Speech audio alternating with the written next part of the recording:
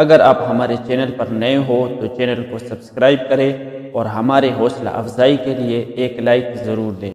خوف سے حفاظت کے لیے عمل۔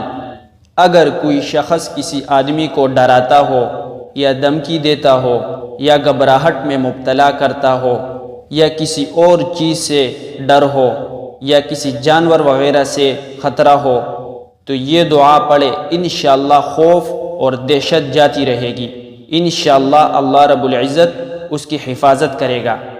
یہ دعا ہے: اعوذ بکلمات اللہ التامات من غضبہ وعقلبہ ومن شر عبادہ ومن ہمزات الشیاطین وان یحضرون، یا یہ دعا پڑھے: توکلت علی الحی الذی لا یموت ابدا والحمد للہ الذی لم يتخذ ولدا ولم یکن له شریک فی الملک ولم یکن له ولی من الذل وکبرہ تکبیرا۔